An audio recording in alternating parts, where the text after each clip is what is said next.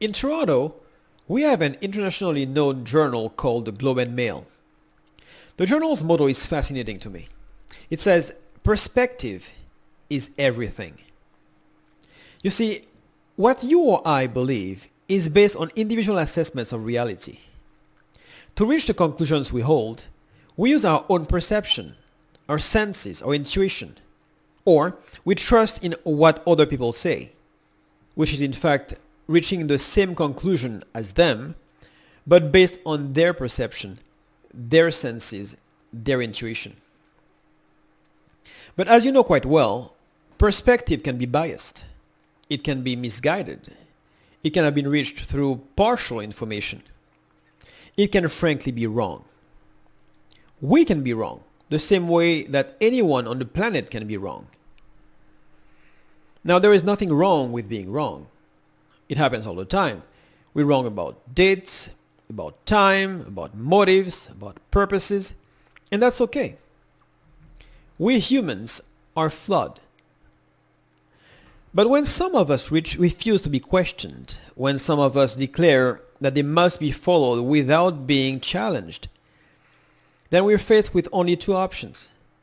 Either those people are superhumans, aka gods or inspired by God, or they're full of shit. How do you know if people are gods or inspired by God? Well, that's extremely simple. You would have to see some signs that set them apart from every other ordinary humans. Also, what they say or do would be supported by undeniable facts, so consistently as to separate them from the rest of us who are quite often mistaken. They would have to have an outstanding record of being truthful. Has any of the members of the Watchtower been or shown anything that isn't as ordinary as anyone else on the planet? Don't they age, get sick, or die like everyone else? Well, check and check. That was fast. So they aren't gods. Next, has the Watchtower's record when it comes to facts and truth proven reliable beyond human abilities? Okay. In view of the actual facts, let's considerably lower the bar for them. Does the Watchtower organization simply have a record of being consistently truthful and accurate? And by the way, I'm not talking about them saying they have the truth. That's nonsense. What matters isn't saying it, but proving it. Well, just take a look for yourself. They have had failed prophecies over and over and over again throughout their 100 plus years of existence. I'm thinking of, for example, of their predictions of the end of the world coming in 1895, 1914, 1919, 1925, 1975, and other dates. And then they said that the end would come for sure before the end of the 20th century. Wrong. And not only were they wrong all the time, but they made and still make a conscious effort to keep their past writings hidden in order for new converts not to find out what they said or did. If you don't believe me, as a Jehovah's Witness, try to find a publication that the Watchtower wrote in the beginning of the 1900s or even in the 1920s. Can you find them? Well, even if you were to ask elders within your congregation for those publications, you would be looked at with suspicion.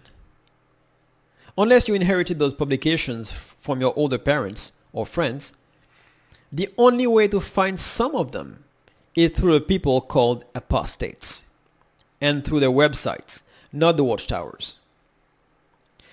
Why does it that the Watchtower doesn't make them all available? Don't you wonder why? Doesn't that bother you at all? It doesn't take much effort to realize that the Watchtower is not made of godlike men, nor is it inspired by God. That's unless you believe God is prone to mistakes and is so limited that he would mislead people and then try to cover his tracks. This is a human operation, plain and simple. So if the Watchtower isn't God or inspired by God, then there is only one option left. They're full of shit. How would a group of men full of shit behave?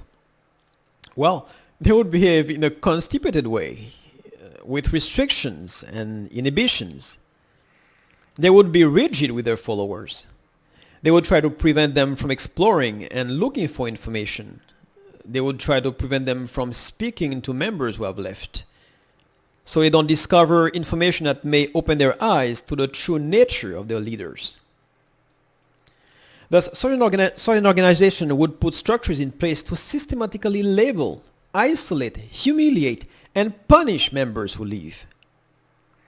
How has the Watchtower behaved throughout the years? Well, check, check, check, and check.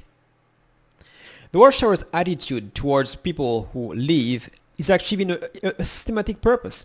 It's aiming at preventing people from learning the real truth, which is that those men are just ordinary men pretending to have some kind of connection with God. It's obvious that they don't, and that's very, very easy to prove. One of my favorite quotes is, as phrased, from an unknown author. I for a long time thought it was from Mark Twain. It says, "It ain't what you don't know that gets you into trouble. It's what you know for sure that just ain't so." So, what is it you know for sure about the Watchtower organization?